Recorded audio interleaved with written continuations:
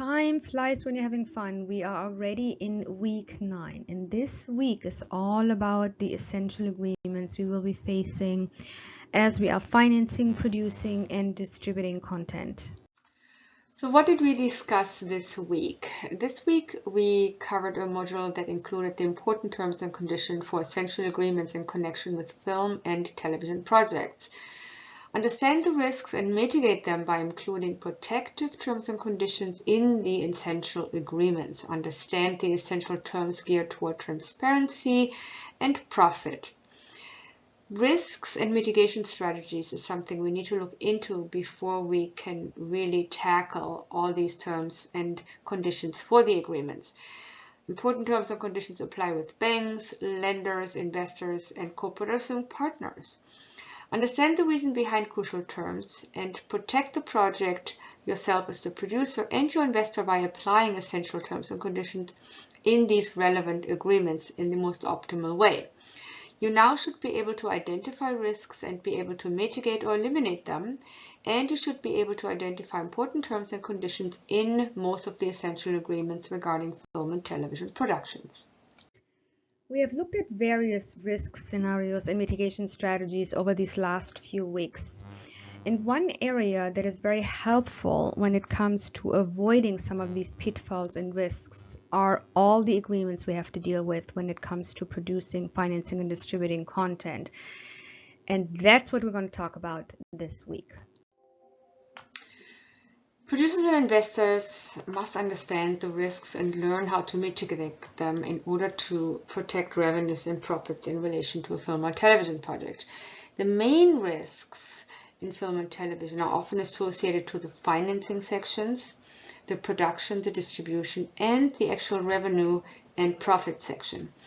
While not all risks can be entirely eliminated, most can be mitigated through production insurance, completion bond insurance, collection agents, and certain terms and conditions in production, distribution, and finance agreements. And we'll go into them right now. Understand and eliminate risks to protect your project and your revenues, and with that, your investors.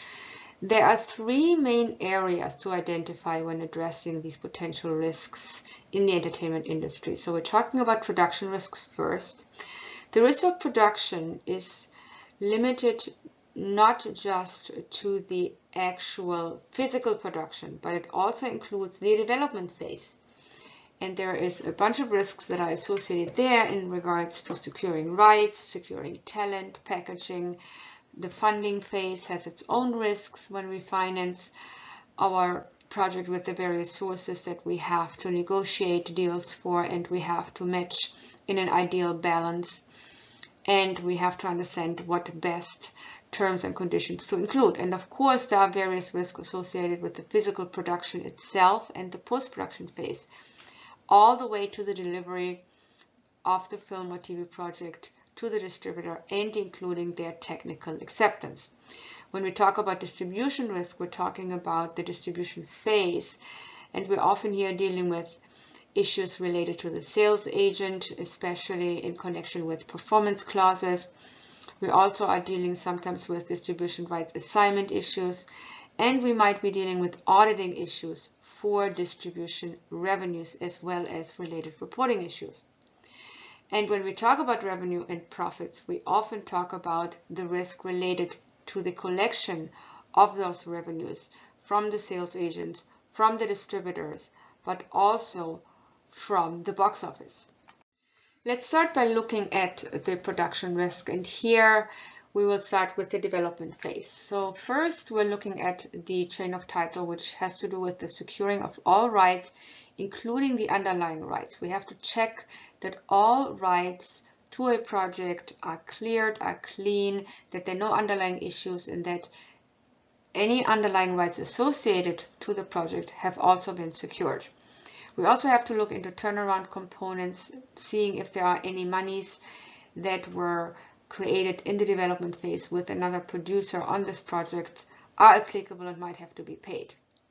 We need to make sure that we include our own turnaround provisions in case we are unable to realize the project. So we are protected with any costs that we are generating in case someone else is going to do the project after us and then has to pay those costs to us. And we have to make sure that we protect our investor who would provide development financing to develop the project and to attach cast and to get it ready for production financing and for production. This investor and its money has to also be included and connected to the IP and in the turnaround provision. So when we talk about packaging in that phase, we have to make sure that the director that we are casting is approved by the cast. We have to make sure that we have a kill provision in the director deal in case he or she is not approved by cast or cannot be bonded. And we have to make sure that the director is in line with the bond company, especially in relation to their vision and their ability to produce the project in the budget range. The same appears for the cast. The cast also has to be completion bondable. The insurance has to check their health status, has to check if they are bondable, if there are any issues. We have to issue a pay or play offer to the cast. Ideally, condition precedent should be the bond condition and making sure that they can be insured. We have to talk to our equity investor to make sure that they can financially back the offer, this pay or play offer that we're making for the actor. We should look at the pay or play offer to be including all the elements that we need to include, which is the shooting location, the shooting period, the remuneration, all the perks, all the extra shooting days that are necessary for publicity and ADRs and any post-production work that needs to be done. And we need to make sure that the pay or play offer is very much detailed so that the engagement letter can include all the pay or play offer terms and nothing has to be negotiated from scratch. This is a conversation we're going to have with the agency, with the representation of the actor when we are locking them in and making them connected and firmly connected to our project. This agreement is also part of our development cost participation, our turnaround cost. So it is part of our production risk. And the risk here is that we will not be making the movie and that we might owe the director and the cast what we have engaged them under, meaning whatever the remuneration is that is mentioned in the agreement for the cast and the director might have to be payable. We might have to pay it, even though we're not making the movie. So we need to make sure that we have a turnaround provision that in case someone else would ever make the movie because we couldn't make it, will then reimburse these costs to us. It is very essential that when we make these offers to cast or director that we have had a conversation with an investor before and that we understand also by having a conversation with the sales agent that we are attaching cast and director elements that can support the sales estimates as well as the pre-sales that are needed in order to structure a finance plan and close the financing for a film. And the production risk also includes, of course, our fundraising. And here we have a few risks we need to be aware of and should ideally be addressing early on. So when we work with an investor or an equity finance group, it is essential to understand the terms and conditions early so that the deal can be closed with them. Because if we cannot match their terms and conditions with other finance sources we are putting in place, we're going to have issues when we're trying to close the film. Here are a few things to ask for to avoid potential issues. We should always ask for a proof of funds to understand that the investor has the necessary funding to work with us. We should talk to the investor and ask if he has funded content before and maybe speak to the producer of the film or TV show that they have financed. Understanding if there were any issues with that project would be important. It would be an indication for us to potentially having to deal with similar issues with this investor. We want to understand the role the investor would like to take. What kind of approval rights would he or she like? Would he have an active role? Would he like to approve certain things? So our job would be to make sure that the approval rights are very limited, in fact limited only to aspects that change the value or the risk profile of the project. And these are literally limited to changing cast in a way that the value of the project is changing, or changing the genre in a way that the value of the project is changing, or changing the investor's recoupment position, which in that case would change the risk profile. So those are the three areas we need to probably give the investor an approval right, but there shouldn't be any further approval rights applicable for an investor, so we should limit those. And when it comes to the role of the investor, we should and can allow them to, come to set and be there and enjoy the Hollywood vibe, when we are doing a premiere, or go to the red carpet or something like that. But the investor should not be expecting to have a role where they make decisions on set, or where they make decisions in regards to any kind of distribution agreement, or any agreement for that matter. And certainly not any creative decisions. So we should really make sure that the investor understands the limitations of what his or her role would entail. Most investors do not really want to have a role and do not really want to take any responsibility. They're mainly there to financially support a project.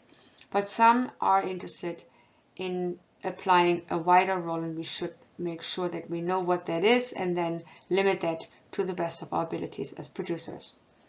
We should talk to the investor about the risk appetite. Do they want to do equity, which recoups in last position? Do they want to do a loan, which recoups in first position, if it's a senior loan? Certain investors actually like to recoup in first position and do therefore not want to be recouping last. Now that first position recoupment can also be an equity position. So we need to understand what the risk appetite for the investor is, and then we need to structure the deal accordingly. For us, it's important that if the investor wants to recoup in first position and then takes over the senior loan position, that we will limit the investment to, as I mentioned before, ideally no more than 55%, maximum 60%, so that the ownership is not going to be too high for ownership in the IP and profit participation. We have talked about this before, that the investment related to the budget reflects 50% of the ownership component the investor would have in the IP and in the profits.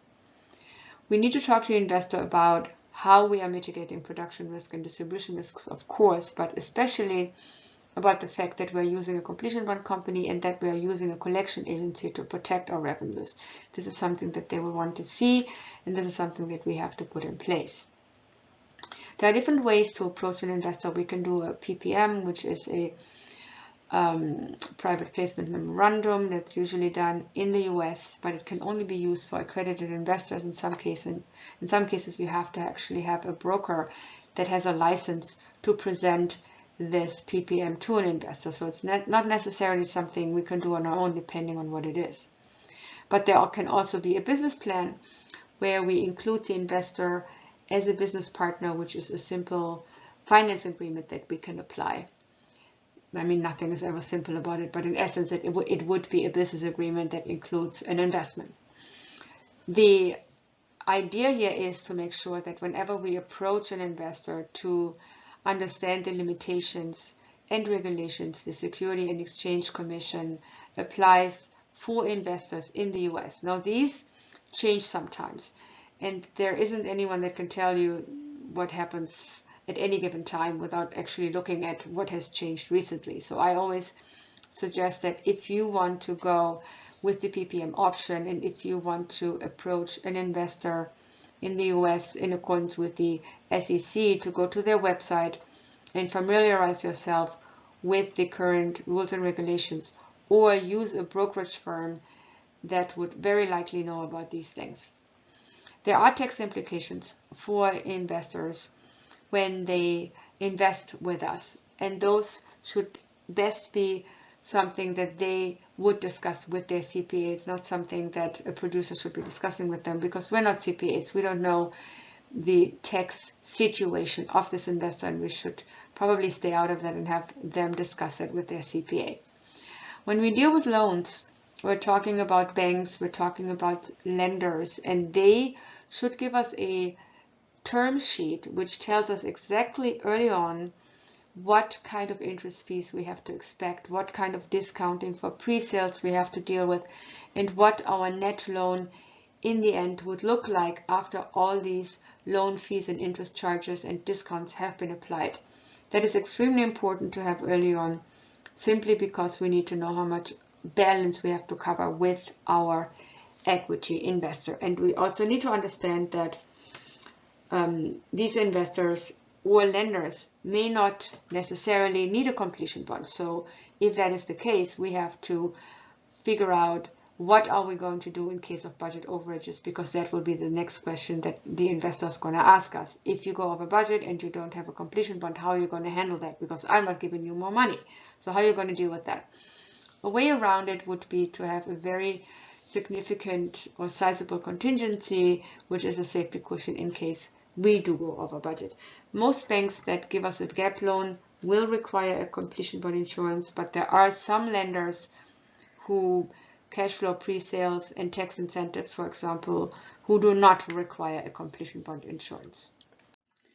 Another risk during the production is the pre-production phase. Here we should really think about limiting our expenses during pre-production, because this is a time where we are putting all the finance sources together, we are preparing the completion bond insurance issuance, and we're dealing with pre-production of the project in order to get it ready for shooting. So we should really be careful in how much money we're actually spending during that period. So we should have crew members there in that phase with us that are absolutely necessary. So we don't have to have half the crew or even the entire crew or even a third of the crew during the early production, pre-production phase, because it's not necessary. So for us, it's important to be very careful with overhead, location scouting, location itself, crews, etc., etc. Any of these pre-production costs that we have to incur should really be focused on getting us to have the completion bond insurance be issued so that funds can be released to us and we can continue the pre-production with the funds that we have raised for the production. Otherwise, we're paying them ourselves, and if the film falls apart last minute, which it can, we would then have lost that money in the first instance. So during pre-production, it is essential to make sure that we take care of the costs that we have to take care of, but are also very careful in case we incur delays. For some reason, for example, the director could change their vision, then we figure out the vision is not approved by the cast, the completion bonder, the producer, the distributor, etc. This is something that can cause us to stop the production and having to find a new director. This happened to me on one of the movies which I shared with you. We also can have a situation where a piece of the financing falls out last minute and must be replaced, and this happens before the bond company is issued, bond company insurance is issued, which is something that happens all the time. So we also need to prepare plan B for certain financiers who may or may not come through for us. So if we, for example, haven't seen a proof of funds from someone, or if someone is dragging their feet in regards to negotiating their finance deal with us, we need to have a few plan Bs in line in case some of these sources fall short last minute. It could also be that we're changing locations last minute because the incentive regulations have changed in a certain location where we're planning to shoot. All of a sudden it might not be so attractive anymore. This also happens all the time. So then we need to figure out a different location in order to not screw up our finance plan, because we were, of course, expecting a certain level of incentive. We could also have a situation where the director or the actor decide not to show up.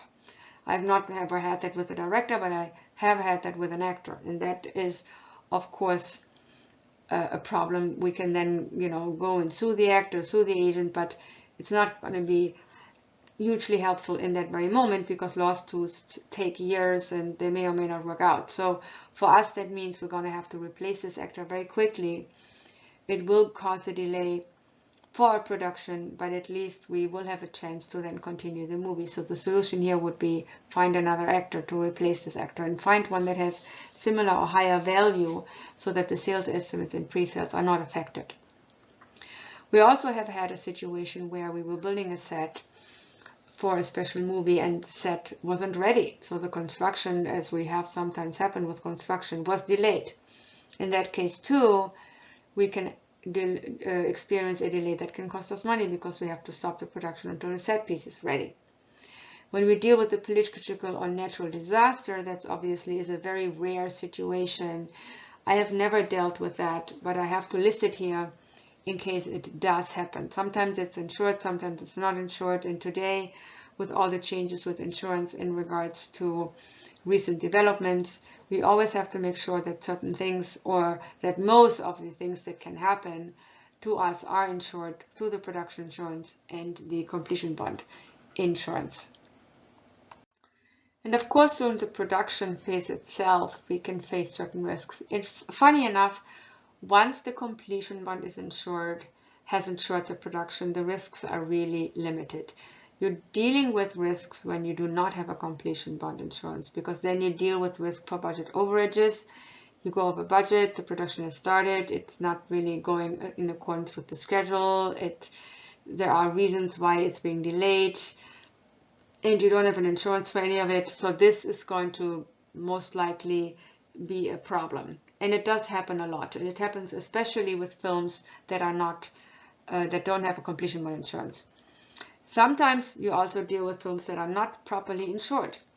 So you might have a production insurance, you might not have a completion bond insurance, they're not necessarily the same, and maybe this production insurance does not cover certain things that are now happening. I have seen that happen with production. So it is important for you when you are producing a movie and you are investing in a movie to make sure that all the production aspects are insured. So when you have a good completion bond company and production insurance, you will not be dealing with any of this. There is also a problem here to do with abandonment, which is in essence related to budget overages, but could also have to do with the fact that maybe you have no production insurance or completion bond insurance, and your actor gets ill or dies or doesn't show up or whatnot. This could cause a production stop for the first instance while you are recasting.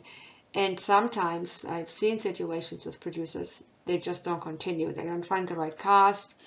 The delay is too long. It gets too expensive. They don't have enough money. And then this whole entire project is abandoned, and whoever has spent money until that point is likely going to lose it. So the production risk is best handled and ideally handled through a completion bond insurance, because most of the risks mentioned here do then not apply. The post-production, of course, also has a few risks associated to it, often to do with the post-production schedule, especially for films that have, say, large visual effects components that could often be delayed. So you can have delays that are caused by an editor that's just really slow, or has to do with the fact that the director is very indecisive and can't really get their director's cut done. In many cases, I mean, for my films, I limit the time I give the director to do their cut, but some producers don't do that, and then they're sitting there months and months and months with the director until they can finally make their cut. It could also be that the producer is indecisive and they cannot make up their mind. Same reason here. So we usually have a delivery date that is a bonded delivery date, and this would mean, again, because of the completion bond insurance, that this risk would not be applicable, because the bond company would force the director and or the producer to make a decision and figure it out. There could be delays that are caused with the post-production facility. Sometimes they're overbooked, they don't have enough space, they don't have enough available editing suites. I personally have never experienced that, but I've heard that other producers had issues with post-production houses that have caused delays. There could also be a situation where you're putting your movie together, you're editing it, and you're realizing that maybe some material isn't properly shot, or the material is faulty, or you're missing shots for some reason. So then you have to go out and do these shots and shoot these missing scenes, which can obviously cause a delay. There could be a delay through actors not showing, I mean, it's not because they're not showing up on set, but because they are not showing up for ADR sessions, meaning sound recording sessions. And that you have to deal with very often in film and television shows, where you have to re-record certain sounds because there might be issues with them, or you might want to put a different kind of dialogue on a certain scene. So actors do usually have that in their contract, that they have to be available for that, but some actors take their time in showing up. Could be an issue. There are certain delivery elements that sales agents or distributors require, where they might add elements to the delivery list. I personally have not had that happen, but I've heard that some distributors have changed their mind about the delivery elements that they want, and then they have to be generated, and that takes a little time. It could also be that the technical acceptance is taking longer. So we're sending the movie to the distributor does their technical testing to make sure it matches their specifications and their technical specifications, and then they come back and say, well, this doesn't work, that doesn't work, so we then have to fix it.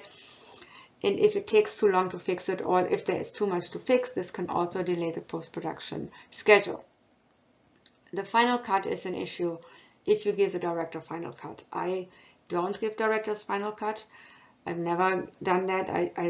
I try not to do that, simply because this means that the director has the control over the final product, and it could cause issues. So for me, as an investor and producer, I have to keep the control over the product, and I cannot allow the director to change that and have control over the product that we're investing in. So in my case, there will not be any final cut. And today, most directors do not have final cut, even if they're A-level directors. So the idea here for the producer is not to give the director final cut, because that could delay the process. Again, as we talked about earlier, an indecisive director with final cut could drag their feet, and it could take forever. Given that distribution is the very thing that generates revenues for us, we need to be very careful with distribution agreements and related terms. We need to make sure that we're not overpaying the sales agent. We need to make sure that we're not overpaying in distribution fees. We need to make sure that the net profit definitions make sense, and so much more. Well, there is always the option that we have no distribution deal. So imagine the situation where you have produced a show or a movie and you have not done any pre-sales because you thought it's not necessary, or you didn't think it was something that you needed to do. You had an investor who was okay financing it without pre-sales.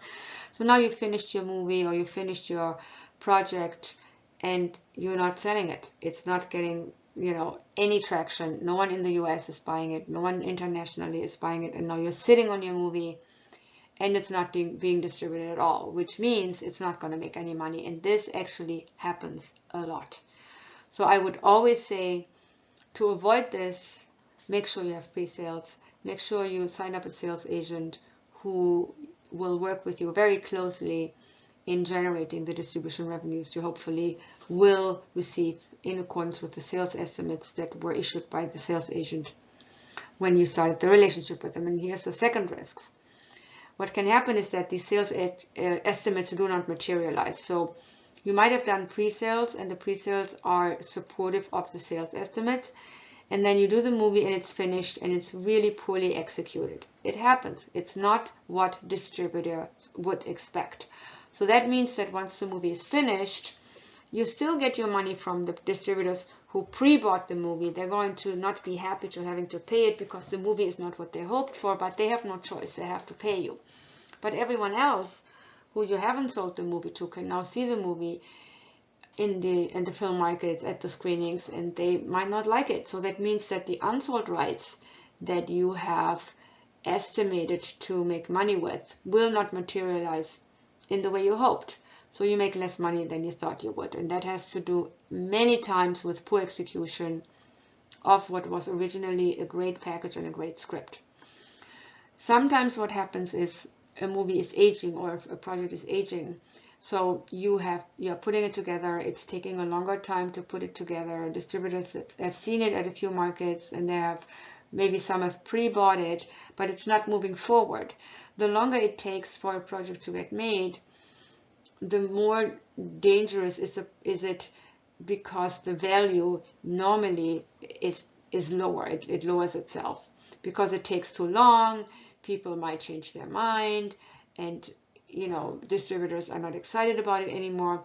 So the idea is to be able to pre-sale your pre-sales that you have to do, ideally a third of the budget, within the first 3 or 4 markets where the movie is still fresh and distributors are still excited about it, and then continue quickly in getting your bank loan done and getting your equity lined up, because the longer you take, the harder it's going to be to get the movie made. Obviously there are exceptions to the rule. I have actually produced a movie that was in the making for 6 years and couldn't get made, and then we decided to produce and finance it, and it turned out to be a successful movie for us. So there are exceptions to that rule, but generally there is an aging process going on, especially when you, to go back to the first example, have made a movie that you didn't do pre-sales for and are not, hoping to sell distribution rights for, and it's not selling, and now it's getting older and older and older, and the longer the movie is made and the longer it's not selling, the lower are the possibilities of it generating significant distribution revenues. There are situations where when you don't do pre-sales or are unable to do pre-sales, you're also not going to be able to get a bank loan. So that will force you automatically to increase your equity investment, and you really have to then look at equity and an incentive, and equity and an incentive and brand integration, which is much harder to do, and it's much more risky for the investor, and it's also not ideal for you. So a bank loan is a good way for you to include distribution financing because it enables you to lower your equity investment and get cheaper money. The loss of investment is always the case, and that's a huge risk with distribution when distribution revenues are not received as estimated, as projected, and will therefore have a huge performance risk for the investor. When we look at distribution risk, excuse me, we're also looking at sales agent performance risk, of course. We do have, we have to make sure as producers and investors that we work with sales agents who can perform for us. However, you're going to face in your career likely a sales agent that is not performing for you, meaning they do a sales agency agreement with you, they issue sales estimates for you, and then they're not selling in accordance with what those sales estimates are projecting. The reasons for that could be A, the movie was poorly executed, as we talked about earlier, which is not really their fault, but it could also be, if the movie is well executed, that they're not being aggressive enough or don't have the right relationships with the buyers that would buy this.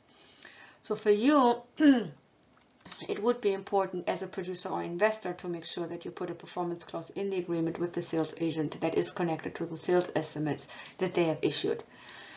The situation is also so that you're going to have an exclusive term that you give the sales agent, which means that they can, during that time, kind of do with the movie whatever they want. So if you don't have a performance clause in there that states, we're going to realize this percentage of the sales estimates by that time and this percentage by that time. So if you don't have defined default clauses in there that are connected with the sales estimates and timing by which they have to be realized, then it could very well be, because the sales agent have an exclusive term, that they literally don't have to sell anything during that entire time.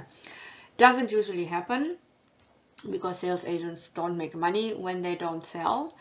They don't get commission, but it has been seen that sales agents take their time in selling and are not very aggressive at times. The bad execution component, as I mentioned earlier, is a risk for the sales agent as well, because again, they make only money if they sell something, and if the movie that they hoped for would be a great movie for them to make money with and put into their lineup is now turning out to be a badly executed movie, then they just wasted a space in their lineup and are losing money. So it's not good for them as well. The quality of a movie is also extremely important. This is usually tricky and often the case when you deal with low budget projects where the production quality is suffering, But when you have a normal budget of a bonded movie, you often don't deal with quality issues, because those movies are technically produced properly with the right equipment, with the right cameras, with the right lighting. So there shouldn't be an issue on the technical side. But there are some movies that are just real bad production quality, and those will have a hard time to get sold. The issue that we're also facing often is, because of so much competition in the marketplace and so much content in the marketplace, marketing is extremely important to make the buyers aware of the movie that is being sold through the sales agent. So there needs to be some marketing that needs to happen to kind of get some buzz going for the film coming to market. And if a sales agent doesn't do that properly or doesn't do any marketing, then that also means that the buyers are not showing up at the booth, at the market, and don't even know about the movie because they have never heard of it. And they don't just come by, to say hello and drink coffee. They usually come by because they know there is a movie that they want to look at and potentially want to pre-buy or buy. So if there is no information about the movie been provided and no marketing that has been done, then no one is going to come look for it. So that's something that we have to make sure when we talk to a sales agent is going to be addressed. How are they going to market the movie? What are they going to do? And they're going to tell us their plan, and hopefully we'll realize their plan. Some sales agents, especially newer sales agents, when they are eager to get a project lineup for their company, might be overstating the relationships that they have with buyers. I actually had one situation where I trusted in a newer sales agent with a project that I had, because I wanted to support their company, and that person came from a larger sales agency that they worked for before. So my assumption was that they do have relationships, and it turned out they did not have the essential relationships I would have needed in order for my project to be sold properly to the right buyer. So this can happen. So it is important for anyone who does a movie to work with an established sales agent that's in the market for a certain period of time, a longer period of time, and knows the buyers very well. There is always an issue when I would say a lot of times there is an issue when there is no collection agency provision in the sales agency agreement, which then means that the distributors pay the license fee to the sales agent, and the sales agent would then provide a report to the producer and release whatever distribution revenues they have received minus whatever sales fee and expenses they charge against it. It is not ideal for the sales agent to be doing this, because sales agents are not accountants, and they are sales agents. So even if they have an accounting department, it is something that you have to trust as a producer is done the right way. And you don't really want to do that, and you don't really tell your investor, I'm sorry, I don't know what the sales agent is doing, and I have no way of knowing if he actually reported all the sales that were made, and if he actually reported the proper sales expenses as well.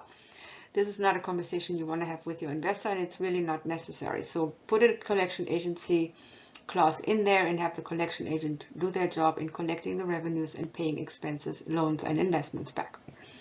There is a risk for bankruptcy. And I have had a situation where one of my movies was with a sales agent who went bankrupt, and it became part of the bankruptcy mess. I'm still dealing with that mess, literally, and I don't want other producers to have to deal with it. So the ideal here would be to add a provision in a sales agency agreement. That's something a lawyer would need to do, and say that in case of a bankruptcy, all rights fall back to the producer, so that the movie or the project is not part of the bankruptcy mess should there be an issue. Sales agents, when they get distribution revenues themselves, have a tendency to report very slowly. I've seen this many times with producers that I work with on their projects and sometimes consult for, that are dealing with a project where they did not have a collection agent and are now fighting with the sales agent over revenues. And I stepped in a few times in helping that process and getting these producers and their investors paid. And it always has to do with sales agents not reporting or very slowly reporting. Again, this can be avoided by including a collection agent. We have covered some of this in our pitfalls of distribution, but it can't hurt to refresh this. We talked about the fact that the sales agent is not a distributor. Therefore, there should not be any rights assignments that is applicable here. The sales agent should only work on behalf of the producer in selling the film on behalf of the producer. They do not have to have any rights to the film other than having the exclusive right to sell. That's it. Now, if the sales agent provides in advance a minimum guarantee, then sometimes they do have the right to be a distributor because now they're paying something, and sometimes they want rights for what they paid. So in that case, a certain right assignment could be applicable that is negotiated in connection with an advance that the sales agent will give the producer. In that case, the rights have to be very clearly defined. What is being given to the producer, to the sales agent, for what reason, for what amount, for what time, so that the scope of this distribution component is very clearly defined. The co-producer situation happens a lot too, where two producers come together and they decide to do a movie together, for example, and they say we do everything together, we split all the rights. And then as they continue to work with each other, it turns out that one person is doing all the work, the other person is doing nothing. Happens a lot. In that case, there is nothing much one can do, because if it's not defined who does what, and that they're only getting rights or revenues based on the scope that they have delivered on, which is often not defined in these co-production agreements, then the producer is stuck with this other person and is going to have to pay them 50% of the IP or whatever they agreed.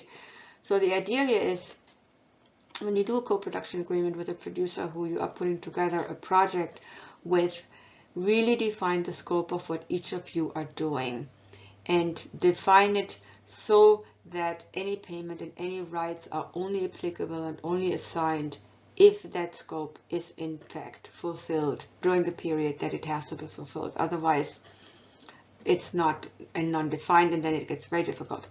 There are situations where you're going to have to do a co-producing agreement with an incentive producer, meaning someone who is in a local country where you want to obtain an incentive and they are applying for the incentive for you. In that case, you do have to often assign the rights to this producer, and you should make sure that there is a provision that assigns these rights back to you at a certain time after the incentive was provided.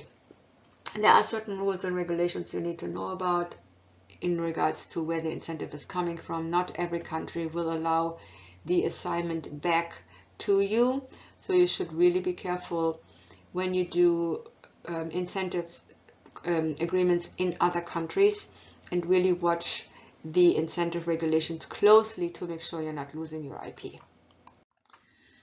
There are, when we talk about distribution risks, of course, also auditing risks. One is, we mentioned this earlier with the sales agent, when we don't have a collection agent in place, we end up having to audit them at some point, figuring out, are they reporting all the agreements that they made? Are they reporting the expenses correctly? Are these expenses actually related to my film, or are they not related to my film? So we do then, in a situation like that, deal with a long-winded auditing process, which is often very expensive. It's something to avoid, and again, you can avoid it by engaging a collection agent.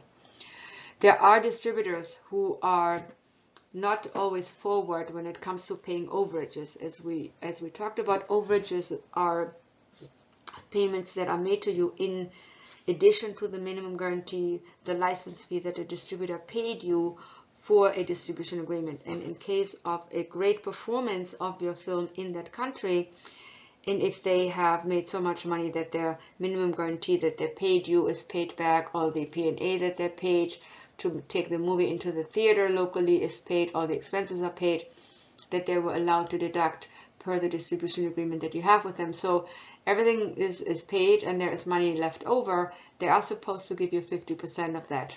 For most of the distribution agreements that I have dealt with, it's a 50-50 split for what is called overages. And not all the distributors are honest about this. So in that case, you have the right to audit that distributor in that country and see how much money did they actually make, did they deduct the right expenses that were contractually obligated, or did they deduct more that they weren't allowed to deduct, and so forth. So this is something to consider for an audit. Also, usually that kind of audit is expensive too. So if you ever do an audit, make sure that you have reason to believe that it's worth it. The producers can, of course, in a case like that, deal with the distributor directly and you know, not having to deal with the sales agent in between. But normally it would be the sales agent who would contact the distributor to say, hey, you know, what's going on? Did you guys have overages applicable? Can we see a report? Can you send it to us? So often it's the sales agent who contacts the distributors to find out if there was any overage revenue participation applicable. Long story short, to avoid any auditing and revenue risk, you ideally have everyone be a part of your CAMA, your collection agent management agreement. That includes your sales agent, your distributors, everyone who has invested and lent money to your film project, and anyone who is supposed to be getting any money as expenses or profits. If this is handled through a collection agent management agreement, you're not going to be dealing with audits because you're protected through the collection agent. We talked about box office risk in a sense that we don't really deal with that much. Now, when we have a project that we are deciding to release in the theaters, let's say through a rent-a-studio deal, or we self-release it, or in any way decided we want to release this film and we have a P&A investor and we're now going to go out and do a 1,000 screen release in the US, for example. Here, you are going to be subject to box office risk simply because you have a P&A investor in there, and you have marketing expenses and print and advertising expenses for this campaign that are on top of your budget that you have to deal with. So in that case, you would be subject to a box office risk, and all the investors and lenders in the movie with you would then be subject to this box office risk because there is a P&A investor who is now recouping in front of them, and that changes their risk profile. So it is very important that whenever you do this kind of finance structure and include a P&A investor, that you let all the other investors know what the deal is with this P&A investor. Is this P&A investor only recouping from the US, which would be the ideal?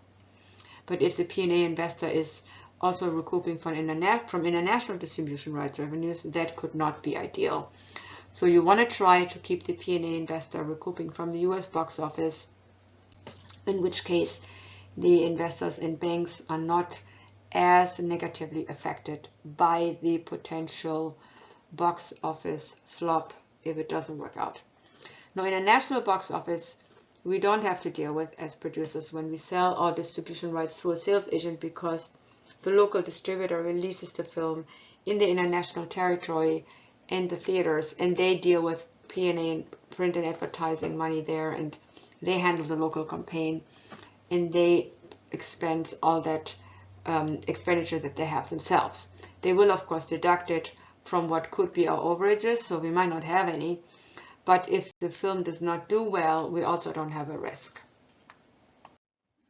So how do we manage these various financial risks? So in the development, we manage them by controlling the IP. We secure the rights properly. We make sure that the co-production agreements, the rights purchase agreements, and the chain of title, everything is done the way it's supposed to. We eliminate any turnaround provisions that could affect us negatively. We protect our own development financing through a turnaround provision. We make sure that we have proper talent agreements in place, and we make sure that our sales projections are in line with our budget and vice versa. When we talk about development financing with an investor, we make sure that there is a turnaround provision to protect that investment, and we are handling the repayment through a method that we are paying development financing out of the budget on closing to the investor, including the premium. We make sure that we have a bonded budget with the bond company that includes a proper production cash flow plan, a proper delivery schedule, and a budget that is bonded and feasible. We want to make sure that we have a solid financial plan where all our financial elements are balanced in a healthy way. We have market verification through bankable pre-sales and sales.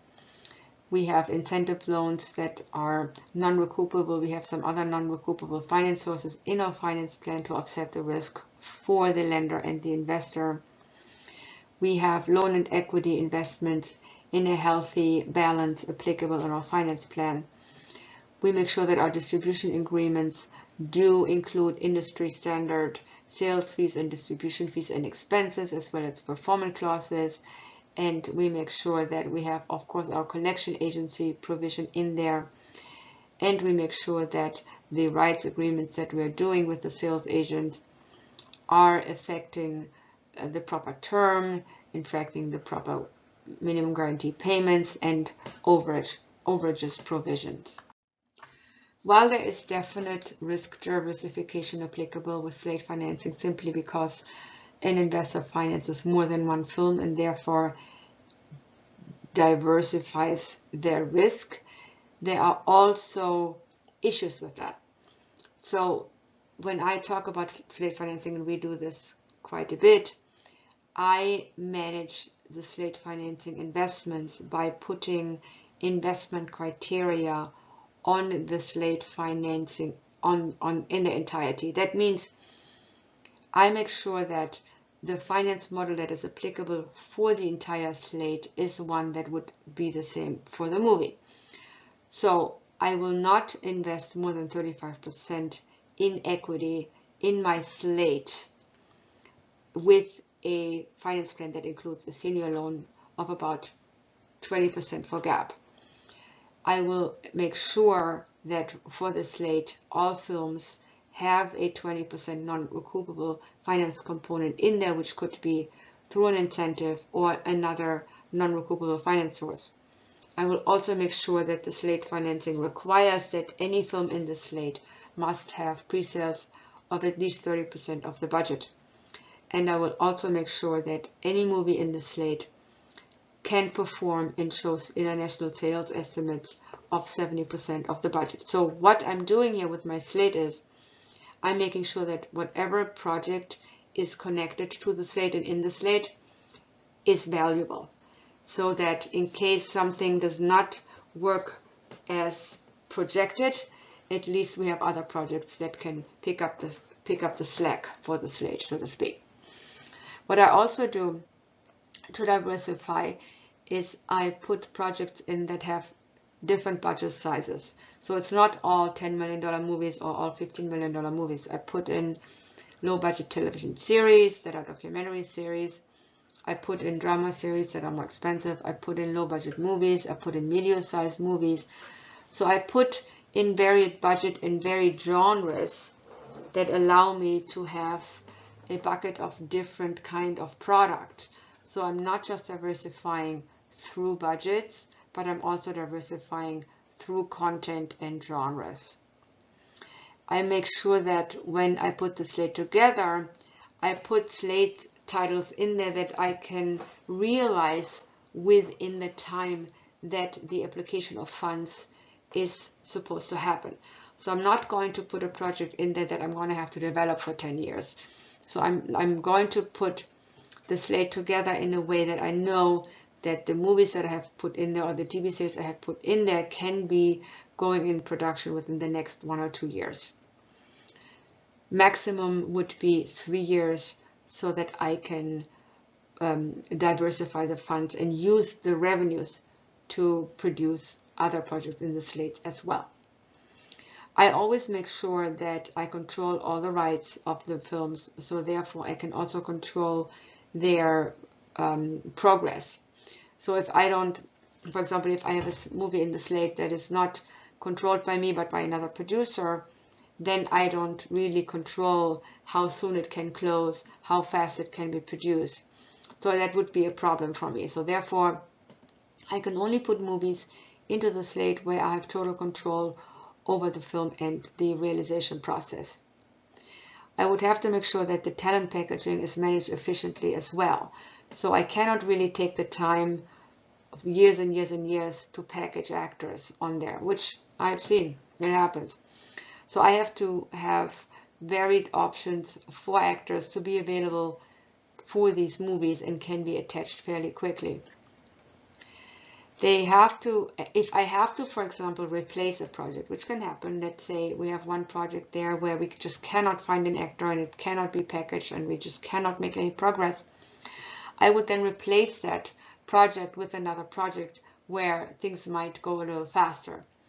And I can do that, but I would have to replace it with a project of similar or higher value so that the risk profile for the entire slate is not changing.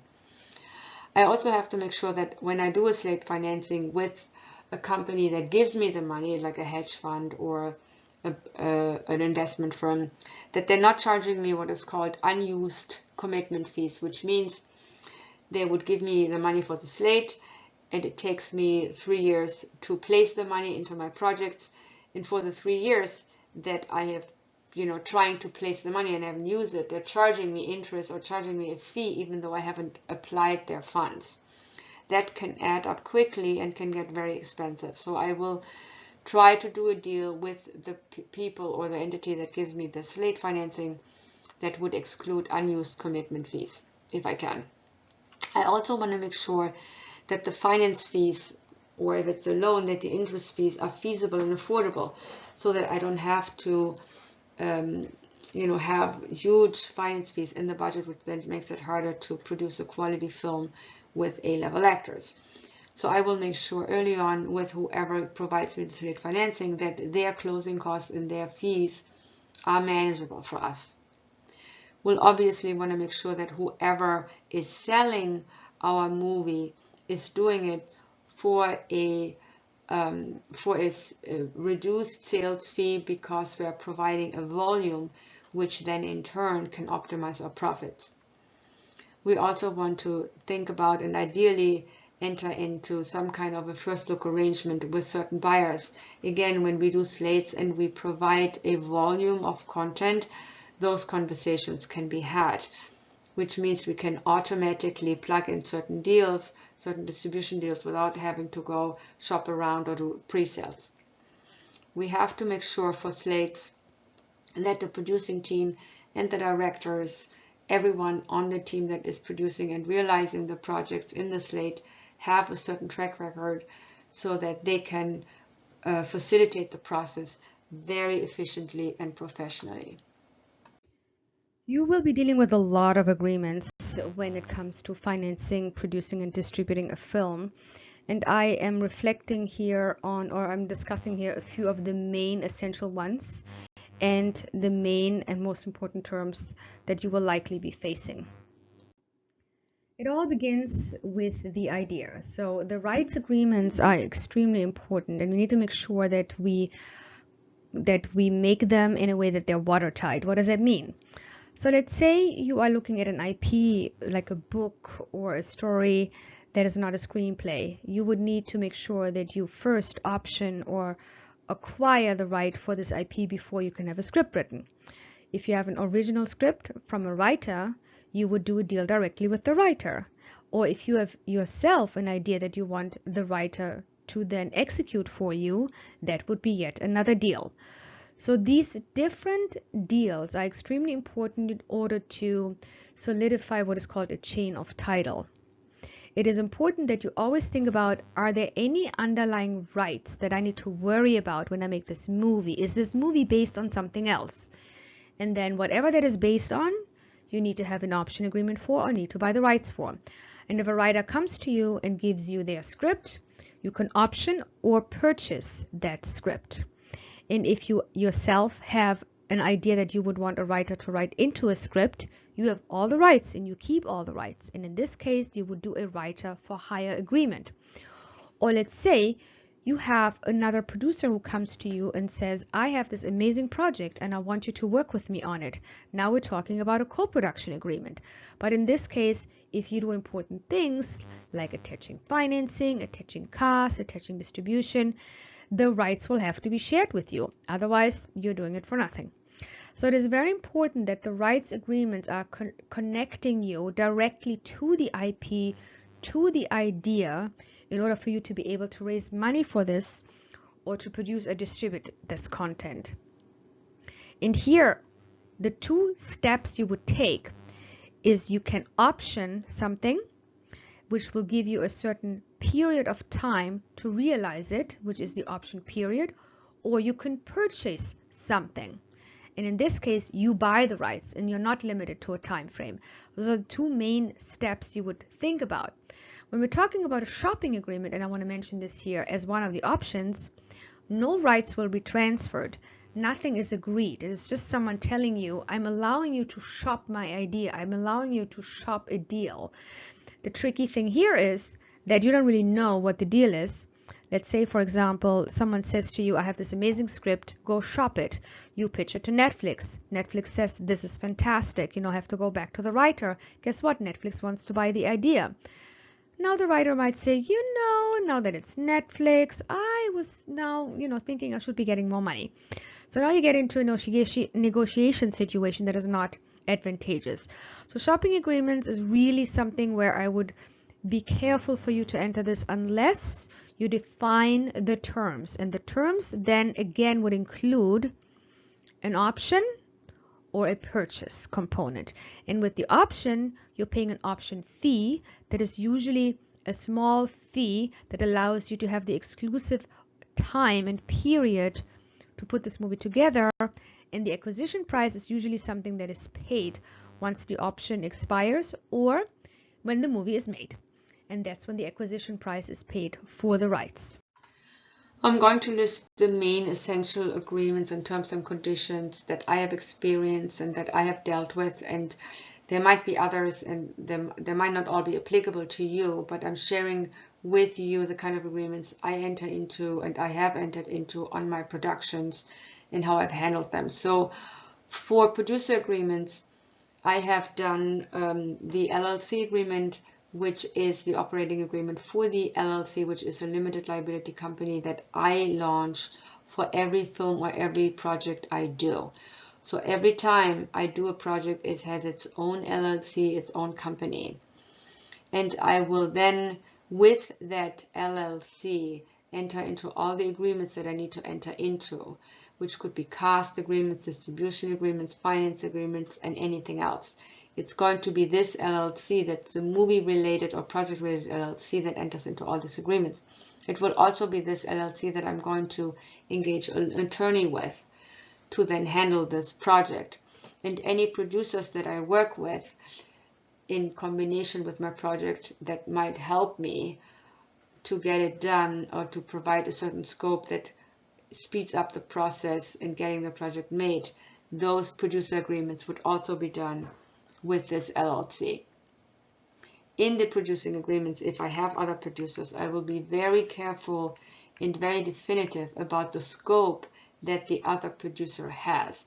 So let's say if I have a producer whose responsibility is to package certain actors for me for this movie, their remuneration, profit participation, and potential relationship to the movie is contingent upon their delivery of that scope. So that means I have to deliver this actor by that time, otherwise that deal is null and void. So anytime I do a co-producing agreement with another producer, I define what it is for, what the job of the producer is, and how much money they get for doing that.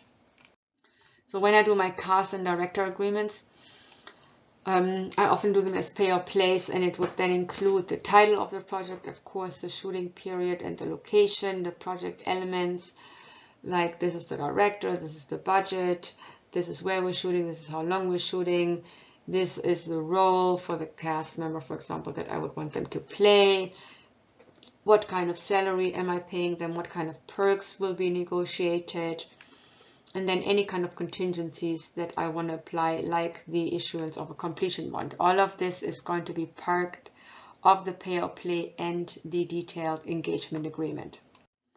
So when I do finance agreements, I have various options. I can do a development investment agreement, which is a investor who supports me in getting the project packaged, getting it prepared, excuse me, to be funded and produced and bonded. And that development investment is part of my development cost in my budget, including the premium that would be due on this development investment, which would be repaid on the day of closing.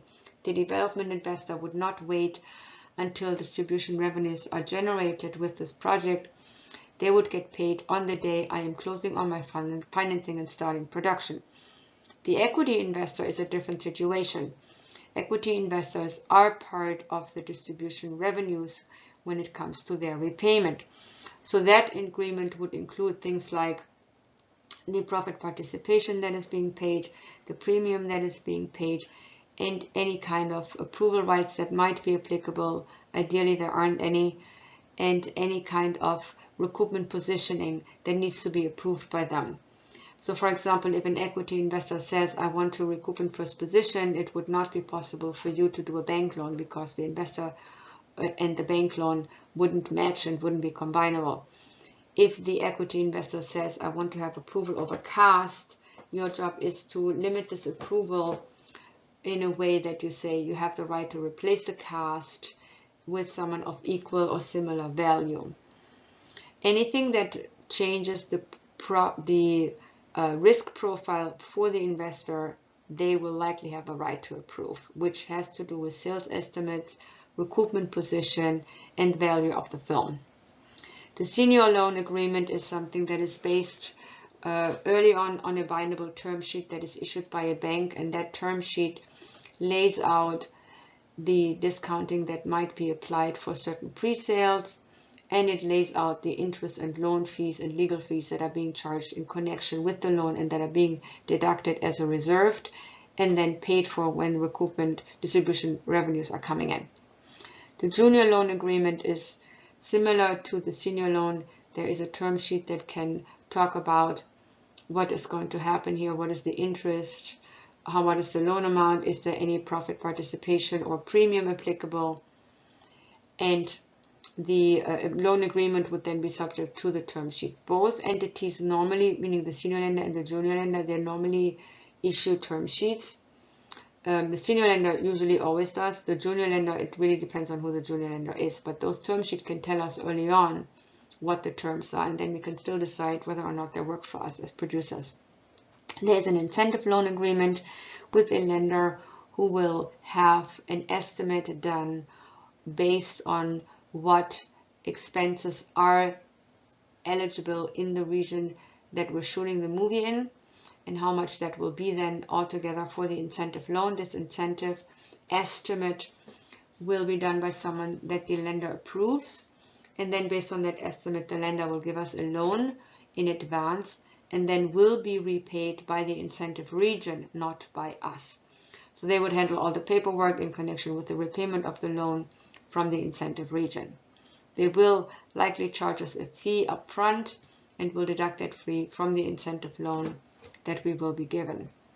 There are co-production finance agreements where we have subsidy investment or subsidy grants coming from other countries, also basically an incentive, but in that case we have to likely do a co-production agreement with a local producer in order to obtain that incentive. There are brand integration agreements that we can do with advertising agencies or the brands directly that talk about the inclusion of a certain brand in a certain way with a certain message in our movie, and the payment that is being made for that, which is usually paid in installments, some version up front, and then the other payment when the movie is finished. There is a music investment agreement that can be done that will allocate these investments towards the music budget, and this investment is recouped from music royalty revenues. There are deferment provisions that would be part of potential agreements like crew deals, like the director or the cast deal. If anyone defers any part of their salary, it would be part of their agreement with the producer, and it would state what kind of deferment is applicable, is there a premium applicable on top of the deferred amount, and when is it being paid. And then the last finance agreement that we want to talk about here is the collection agent management agreement, which basically includes all these agreements and combines all the finance and distribution agreements in one big agreement that reflects all the terms everyone has agreed to, and it includes everyone who has given an investment, given a loan, is owed an expense or a payment or a profit participation, or has a deferment, or is in any way connected to the movie in a financial way. We're going to go through a list of agreements, and they may not be complete because closing, as you will learn when you go into the next modules, is quite complex. So there are a lot of agreements that are part of this closing process. And they really also vary depending on what kind of movie one is working on, what the parties are in connection with the movie, what kind of movie it is, or what kind of TV project it is. So there are different agreements applicable depending on the movie and the scope of the project. But let's talk about some that mostly will be finding their way into your production. So when we talk about first in line option and rights, we have to make sure that if we do a deal with someone who is in the guild, we apply any guild regulations. When we do an option term, if we want to do an option for at least 1 year plus an extension, I usually do 1 year plus at least 1 year plus another option to extend. I want to make sure that in my option agreements, my option payment goes against the purchase price, so the purchase price is reduced by the option payment. I want to have a turnaround provision in there in all my agreements to make sure in case I cannot realize the movie, somehow the money comes back being paid to me by someone else who does it. I want to have rewrite regulations in my purchase agreement to make sure I know what rewrites I can get for free and how many do I have to pay for. I want to define the rights very clearly to make sure I get all the rights I need, including sequel, remake, spin-off rights, and so forth. I want to make sure that the chain of title is complete, and I want to make sure that the option agreements and related rights agreement will find their way into the collection agent management agreement. So when we talk about the talent deals with the writer and with the director, let's start there. Often I do a pay or play for directors as well, which could also include or be replaced by what is like a development deal. In that case, I would do a deal with the director and saying, let's develop this project together. Maybe he would write a version of the script, and in that case would be paid for that. And the pay or play offer will usually, the terms in the pay or play offer will find their way into what is called the engagement letter. That's kind of the long form agreement that I would enter into with the director, and it includes everything from what is the remuneration, are there any contingencies, what are the perks, is there any profit participation, are there any bonuses. I want to make sure that there's no final cut in there. I want to apply the WGA, sorry, not the WGA, but the DGA, the Directors Guild regulations, because it also defines how long the director can take to cut their director's cut. And of course, I want to make sure that the director is bondable, and I want to make sure that the director understands the budget and will adhere to the budget and is healthy, and all those things that are important for the director to realize the project in relation to my vision, in relation to the approval of the actor, and of course in relation to the bond company that has to bond the director's vision and his way of directing the film. When it comes to talent, again, I'm doing a pay or play offer in there where I give the talent, if it's A-level talent, the right to approve the director.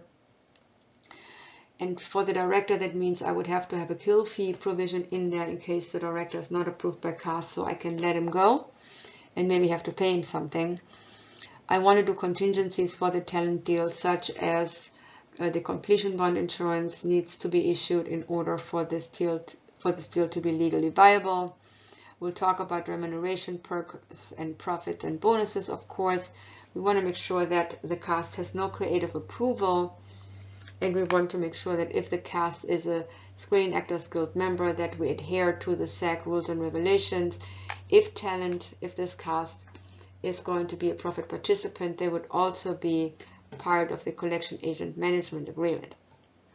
When it comes to the sales agency agreement, We want to make sure that we can improve the estimates. We want to make sure that there is a performance clause that is connected to the estimates. We want to make sure that there are pre-sales discussed and a time frame discussed by which those pre-sales are to be established.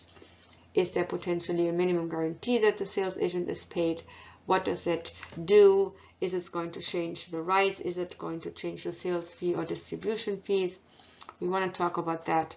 We want to make sure that the sales agent has no creative approval right. Of course, we want industry standard feasible sales fees and expenses to be applied. We might have to ask the sales agent to recoup their expenses and sales fees after the senior loan has recouped, if that is a requirement of the senior lender. We want to cap their marketing fees and expenses at a certain number, so maybe we say you get 1% expenses up to this amount and no more. We talked about the performance clause that needs to be in there, which is connected to a default provision. If they don't perform, we can get out of the contract. We talk about delivery elements that the sales agent would require and a delivery schedule by which the film has to be delivered. We talk about a collection agency provision, and we make sure that the sales agent is part of the collection agent management agreement. For all the distribution agreements that we're doing, we're agreeing to a minimum guarantee, which is a license fee and an overage split. We're defining if there is any profit, how that's going to be handled. We're defining the payment terms when we do a distribution agreement, which usually means you get 10 to 20% as a down payment at the time the distribution agreement is entered into, and then 80% or 90% depending on what it is agreed at the time the movie is delivered to the distributor. We're talking, of course, what rights are being sold, how long are they being sold for, which is the term, and what territory are they being sold for, which is the country. We're talking about what delivery elements the distributor would like to see, and we make sure that the distributor understands that they have no creative approval and no approval at all in case of changes. So if we pre-sale, for example, a movie and we have a cast defined, some distribution agreements would include that cast name. So let's say, for example, I'm pre-selling a movie with Jason Statham and a German buyer comes to me and says, I'm going to buy this movie with Jason Statham and I want Jason Statham to be mentioned in the agreement. I can only do that if I add a language that says I have the right to replace him if I have to replace him, and I would then replace him with someone of equal or higher value. And in that case, I can then put the name of the cast member in the agreement. The next thing is we often work with lawyers on these productions. It has been seen that lawyers want retainers. That's an upfront payment for them to be working on something. And then they would have an hourly rate and they would charge a monthly bill. I don't like doing that. So what I usually do is I give them a percentage of the budget. I talk to them about a project and I tell them, do you want to handle this project? I'll give you X percent of the budget. And that's a flat fee. So for me, that has proven to be a better situation. Some lawyers do it and some lawyers don't. It's really depending on the law firm that you work with. So when we talk about crew and service agreements, and there are two kinds of agreements that you can find. You can find the independent contractor agreement, or you can do a regular payroll with, in that case, a payroll company who would pay your crew members. You would pay the payroll company, they pay your crew members, they handle the fringes, they handle workers' comp insurance, they handle everything. That's the better way to do it. If you have a small production that is very short, of course you can do independent contractors, but you must make sure that you are allowed to do it and that this production qualifies for an independent contractor situation. You would discuss a rate with every crew member, and often those rates are based on the guild rates that are applicable where you're shooting. You can do a deal with the guild to say, I'm doing a low budget movie, I want a low budget, a special guild deal, and then you can potentially use union crew for a lower rate. But you can only do that if the guild allows that. So that's a conversation to be had early on with the applicable guild that you might be working under. So you talk about travel, if there are travel, you talk about overtime. That is usually handled by guild rates as well. Then you see if you hire someone who has maybe their own camera equipment, it's called a box rental or a rental fee that you would pay them in addition to the remuneration if you want to use their equipment.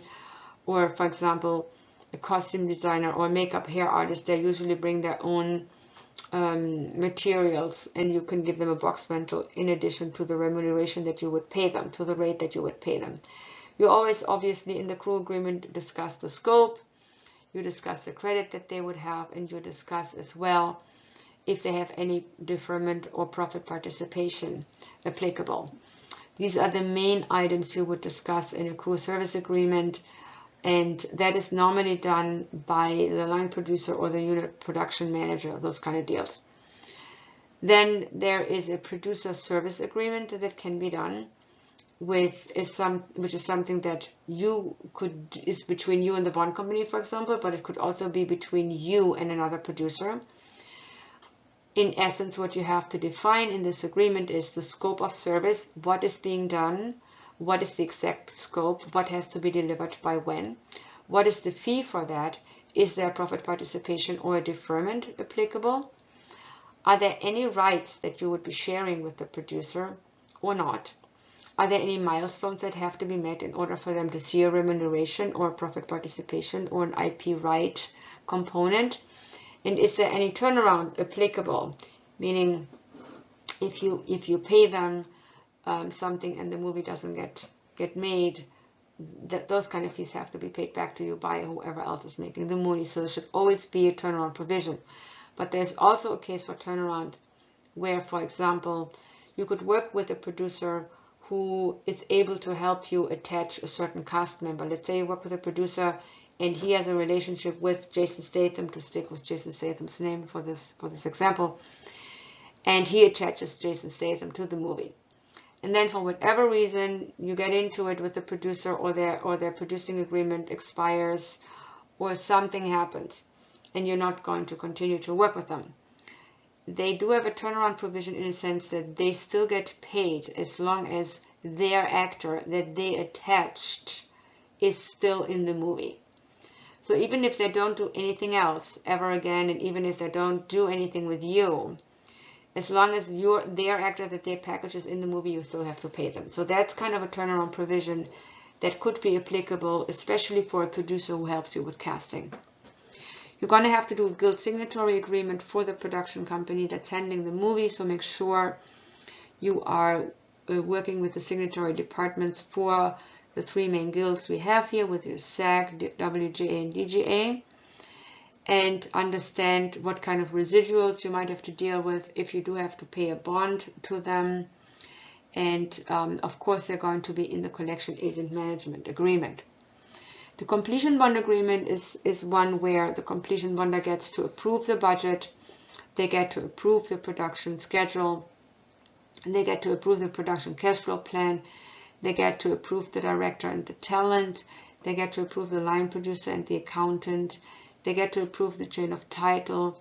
They will not like that you have stop dates in there, so you want to avoid those, which means you want to make sure that you don't have an actor who has to be on another movie right after yours. They might require a producer fee holdback from you, meaning that some of the fees that are budgeted to be paid to you are going to be held back by them in case you have budget overages, in which case they would use those fees. And they're going to get paid to you once the movie is delivered.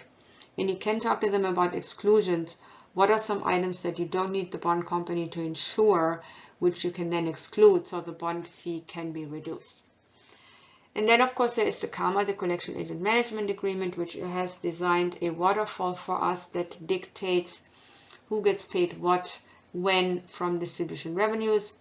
You usually have signatories in there that are the producer, the lender, the investor, the sales agent, the distributor, the guilds, and any profit participants.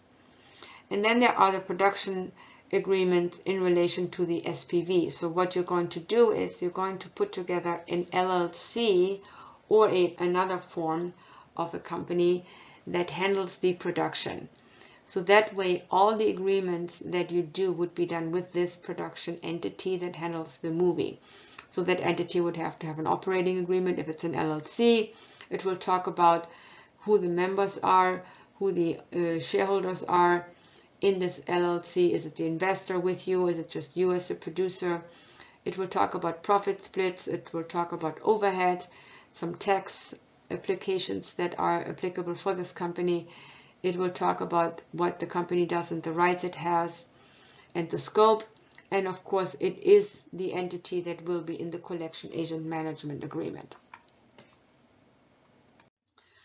So we're doing a case study here, case study 9, the TV series Kill Me Now. This is a television series. We're going to do 10 one-hour episodes in this first season for the budget of $25 million. And the way we're producing this series is we are going to do a Canadian co-production. So that means that Canada will give us a 30% incentive of the below-the-line expenses. And the below-the-line expenses are estimated to be $18 million. The incentive producer that is going to help us to obtain this incentive is going to charge us a 5% fee on the incentive amount and will furthermore request 50% of our back-end profit participation. Let's look at our sales estimates and distribution components. We have sales estimates of 70% of the budget, and we excluded Canada. We have Netflix acquiring 35% of the budget for the US and Canada. Netflix was going to pay 10% as a down payment. We have European pre-sales of 30% of the budget with a 10% down payment. We have a sales agent charging us 15% sales fee and 1% distribution expenses. We're going to use a bank loan. The bank loan will cash flow all the pre-sales at 80%. So 80% of the pre-sale distribution license fees are being provided to us as a pre-sale loan. The gap loan is going to be up to 20% of the budget and requires that the unsold rights are providing a 200% coverage of this gap loan. We're going to pay 9% interest rate for both of them, and we're going to have to pay a loan fee of $50,000. The series will have brand integration of $350,000. We have to pay 25% to an agency, and we have crowdfunding of $250,000, and we have to pay a 15% commission upfront. There's going to be in-kind services offered to us from our post-production house. They will defer basically 50% of the post-production cost, which are 15% of our budget. So 50% of 15% of the budget are going to be deferred, and a 10% premium is going to be charged. We're going to have guild residuals that will be deducted in the revenue recoupment component, so in the revenue schedule of $50,000, and they are deducted after the senior loan and the distribution fees and expenses have been paid. So that's where the guild residuals will be sitting in the recoupment plan in our case. And then we have, of course, our equity investor covering the balance that is needed to cover the actual production costs, which we also refer to as the strike price. And that is the production without any deferments or any in-kind service deals. So the equity investor is getting 20% premium and 50% of whatever percentage he funded in relation to the budget. We have to do some profit participation here. The director, the showrunner, and the lead cast each get 15% from our backend. And then remember that we have to pay the Canadian co-producer 50% of our backend. So these are the assumptions that are being placed for us on this television series. So let's take a look at what that would do with our funding schedule. This case study is also in your module in a detailed video. So if I'm going too fast here, please feel free to watch the actual case study video that takes you through this case study step by step. So in this case, we're starting with the budget that is $25 million for the TV show. The strike price is $23,125,000, and the reason for that is that 50% of the post-production budget was deferred. The post-production budget was 15% of $25 million, which is $3,750,000. 50% of that is $1,875,000, and that is being deferred. That means it reduces our budget and the need for financing. So our strike price budget is going to be $23,125,000, and that's the number we need to hit. So we mentioned earlier that Netflix is going to do a 35% of the budget deal with us for the US and Canada, which is 35% of 25 million in this case, because it's our entire budget. That's 8,750,000. We are assuming that 70% of our budget can be generated through international rights revenues, which would be 17,500,000. So altogether, we're hoping to make 26,250,000 with the movie. So let's start with the pre-sale loan and see how far we get when we do a senior loan. So Netflix, who's doing a 35% pre-sale loan, would be there with 8,750,000. Our pre-sales in general were 30% of the budget, so that's 7,500,000. So altogether, our pre-sales are 16,250,000. The down payment that we're receiving for this is 10%, so that is 1,625,000. So the first funding amount we have generated right now is the down payment for these agreements, which is 1,625,000. So let's take a look at the bank loan.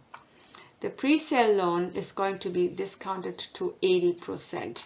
So 80% would basically be 80% of 16,250,000, and that is $13 million. The bank recognizes that we already received a 10% down payment and therefore deducts the 10%, which is 1,625,000 from the loan amount, leaving us with 11,375,000. Then they're deducting their interest of 9%, so we're back down to 10,351,250. So the unsold rights are going to be $10 million worth. The bank will only give us $5 million because they require 200% collateral. So that would be $5 million. The interest is 9%. The loan fee is $50,000. So we're left with $4,500,000 for the gap loan. So altogether, our loan is now $14,851,250, but we have to pay back $16,375,000 later in the recoupment schedule because we need to pay the loan fee and the interest charges. So let's take a look at the second part of our finance plan with all the other finance sources. So we said we have a loan of $14,851,250. We have the down payment of $1,625,000. So now let's see what else we have. The production incentive is 30% of the below the line, which is 18 million. So the production incentive is going to be 5,400,000. The co-producer fee on that is 5%, so 270,000 are deducted, leaving us with a net incentive of 5,130,000. We get the crowdfunding of 250. We pay an admin fee of 15%, so that leaves us with 212,500. We get brand integration of 350. That leaves us with 262,500 after we paid the agency 25%. And then we have post-production where we have 15%, but deferring 1,875,000. So altogether, we have 22,81,250, which leaves us with an investment that is needed of 1,043,750 from our equity investor. So let's take a look at our recoupment. First, we are going to establish our revenues. We have US and international distribution revenues established at 26,250,000, as we mentioned earlier. Of that, we received already 1,625,000 from the distributors as a down payment. So we're only receiving now 24,625,000 into our collection account. So that means that the worldwide revenues are now placed in the collection account and expenses can now be paid from that. Let's take a look at our expenses. We have 1% that is due to the collection agent. 1% of 24,625,000 is 246,250. Then we have the senior loan that we have to pay back, including the interest and the loan fee. That was 16,375,000. Our sales agent is charging us 15% and 1%, 15% sales fee, 1% distribution expenses. So altogether we're paying them $4,200,000. Then we have to pay the SAC residuals for $50,000. We're paying the equity back from $1,043,750 plus the premium. So altogether we're paying $1,252,500 to the equity investor. So we're now paying the post-production deferment of $1,875,000 plus the 10% premium on that, which totals to $2,062,500. So altogether, our expenses come to $24,186,250. So now let's take a look at the profit participation that we now have to pay. The equity investor gets 50%. They had invested in relation to the budget at the time 4.18%. So they get 2.9% in profit participation, which is 2.9% of 438,750. And we got to the 438,750 the way we do by taking all our revenues, which is 24,625,000, deducting all our expenses, which is 24,186,250, leaving us with 438,750. Equity investor is paid first, then there is the director that's also paid 15%, the showrunner and the lead cast, they each have 15% of 438,750, so that is each 65,812.50. So altogether we have paid 206,596.41 in profit participation, leaving us with 232,153.59. So of that, we're sharing with our co-producer, so we each are then left with 116,076.80. If you like, you have the option here to do this optional assignment in connection to the case study you just learned about. Here you can produce season 2 of the series Kill Me Now, and you apply different assumptions. You change the budget, you change the deal with Netflix, you change the shooting location, you change the post-production deal, etc., etc. So this would be a good little exercise for you in order to put a television finance plan together. You made it through week 9. That is fantastic, and congratulations. This week you would be submitting quiz 8 by Sunday, and you check if there's anything else that I will have you do this week, and it will obviously be announced on the calendar and in an announcement email. Over the last few weeks, I had some amazing questions come in, and thank you so very much. I updated the discussion board with the question and answer section to implement some of these questions because they're just fantastic. So feel free to check it out. And if you have any other questions, always email me via the Canvas inbox. I'm happy to answer them. Get ready for week 10.